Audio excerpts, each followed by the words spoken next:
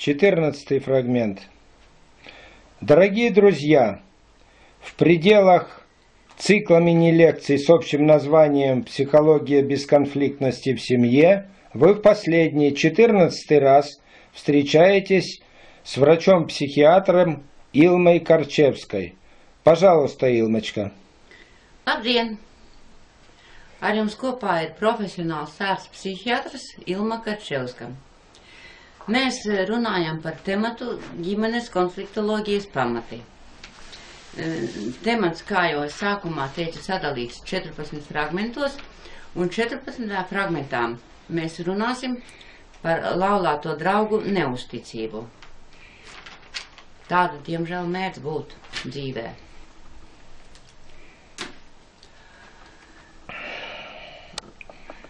Laulāto neusticība ir viens no šķiršanās iemesliem.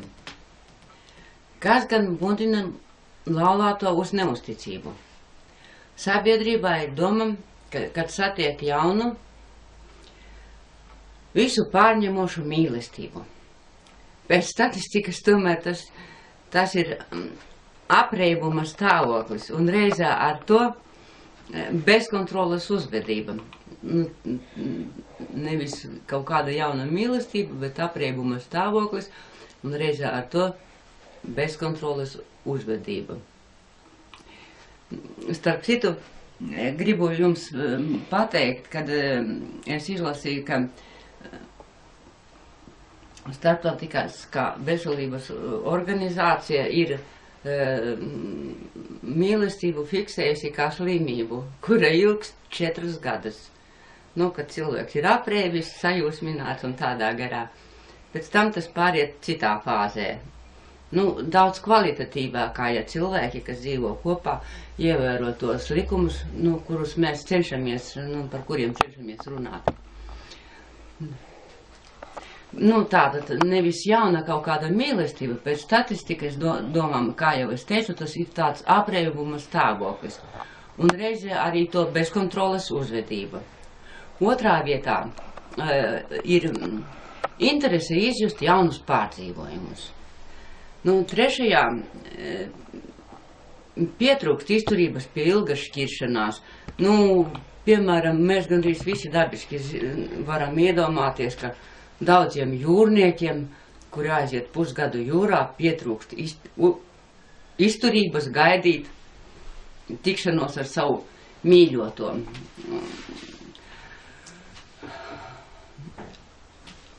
Mūsu pasaulē laulāto trīsstūris pastāv bieži. Psihologi uzskata, ka tāds trīsstūris mūsu laikos veidojās bieži. Agrāk ar nepastāvību atšķīrās pārsvarā vīrieši. Tagad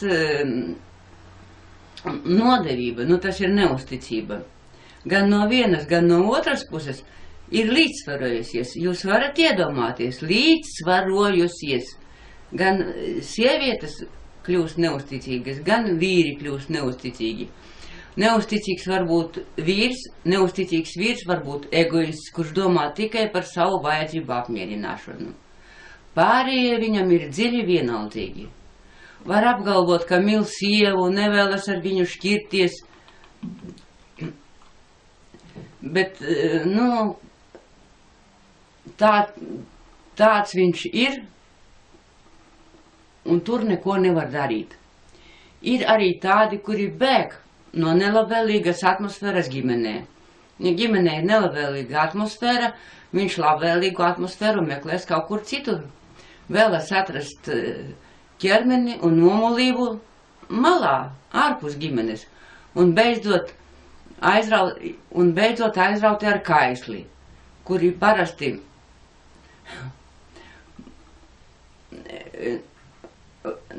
aizrauti ar kaisli, kura parasti vispār moka sirdsapziņu.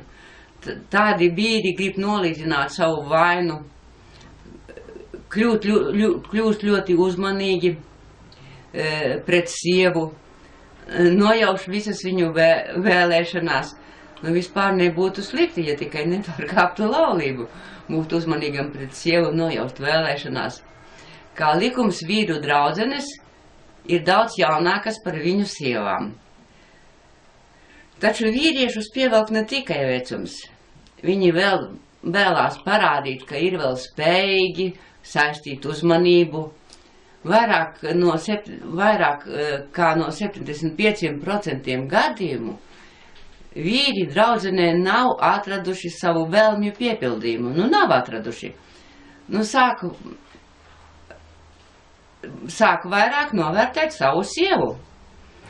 Arī zināms labums, ko jūs neteiksiet. Viņi neaiziet no ģimenes, bet aizejot bieži pat atgriežās atpakaļ. Taču vienalga, ja pamiers notiek, pēc tādas laulības pārkāpuma pamiers notiek, tomēr otrā cilvēkā paliek apvainojums un neusticība. Kāpēc krāp sievietes? Šeit arī ir vairāki iemesli. Ir gadījumi, ka sievietei ir lielāks apmierinājums no dzimuma attiecībām, ar citu pielūdzēju, ar savu pielūdzēju. Viņai liekas, ka tas ir, labākais variants. Patiesībā tādi pielūdzēji ir galanti pret citām sievietēm, bet savas sievas pazemo. Bez tam lielākā sieviešu nelaime ir tā, ka viņas nenovērta laulātā drauga uzmanības pierādījumus, bet pielūdzēja komplimenti viņām liekas kā mīlestības pierādījums. Arī sievietēm tikšanās no malas, nesvilšanos, sirdsapziņas mokas 90% gadījumus. Daudzi cilvēki uzskata, ka neusticība ir iemesls, lai šķirtos. Uzskata, ka nav vērts saglabāt ģimeni.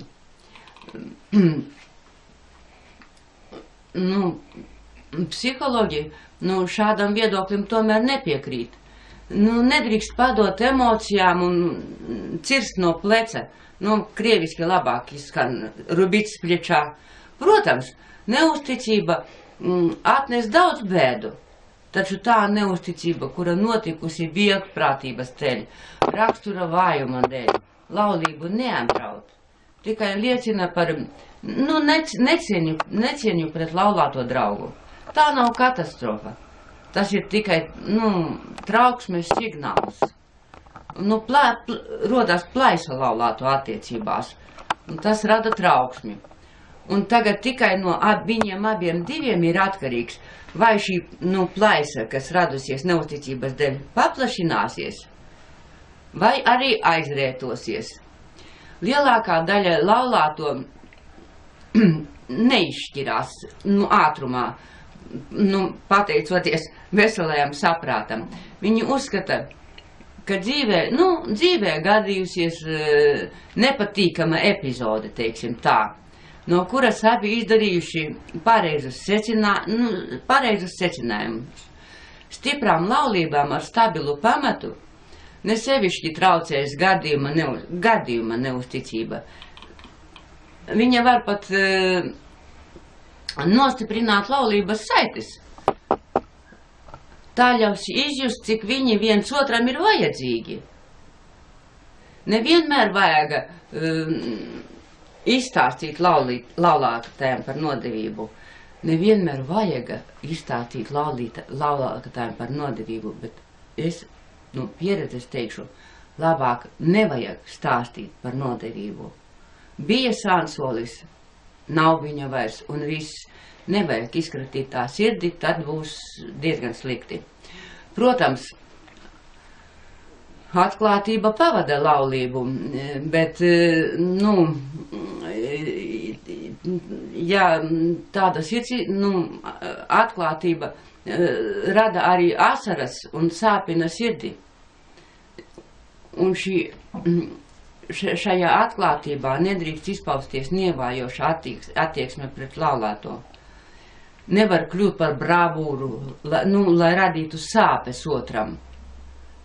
Vajag būt delikātam un cienīt drauga jūtas, lai nerastos tieksme pārkāp slieksni.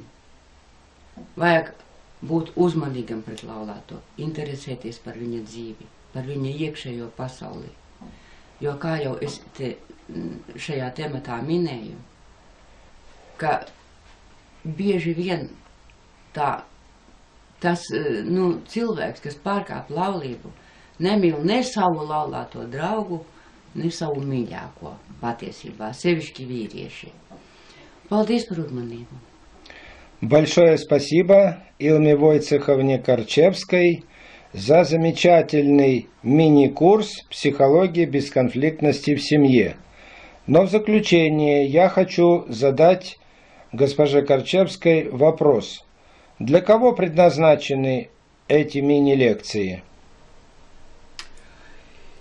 Кому вы рекомендуете их прослушать? Vispār es viņas rekomendēju noklausīties visiem cilvēkiem, ne tikai ģimenes cilvēkiem. Pirmām kārtām tas, protams, ir ģimenes cilvēkiem, bet visiem cilvēkiem tas ir liederīgi tāpēc, ka viņi var, ja viņi izlasīs, piemēram, par cilvēku tipiem, par cilvēku pašnovērtējumu, par to, kādās situācijās rodās konflikti, viņiem arī būs vieglāk kontaktēties ar darba kolektīvā, kontaktēties ar pārējiem cilvēkiem. Viņi mācēs izanalizēt, kāds ir viņa darba biedrs, kādu attieksmi ar viņu veidot. Es domāju, ka vispār šis temats ir ļoti liederīgs jebkuram cilvēkam, kuram ir jāstājās interpersonālās attiecībās ar citiem cilvēkiem. Kolektīvā, uz ielas, transportā, jebkurā vietā. Tā kā es domāju, ka par ļaunu tas nebūs nevienam. Un es domāju, ka no vienas, tā nav mana vēlēšanās, lai manas lekcijas lasītu un lasītu, bet vienkārši no vienas reizes cilvēks vēl neapdomāsies, bet ja lasīs vēlreiz uzmanīgi un kārtīgi, un tā domās par to tematu, un sāk skatīties apkārt un analizēt, pirmkārt savu ģimenes dzīvi, otrkārt savas attiecības ar darba biedriem, to, kāds viņam ir kontakts uz ielas ar cilvēkiem, vai viņam veidos konflikti vai ne, kāds viņš ir transportā, kāds viņš vispār ir kā cilvēks. Es domāju, ka šīs temats ir vērtīgs pilnīgi visiem cilvēkiem. Итак, лозунг Илмы Войцеховны, и я думаю, теперь и ваш лозунг по жизни будет «Общаться бесконфликтно». До новых встреч в новых циклах Илмы Корчевской. До свидания.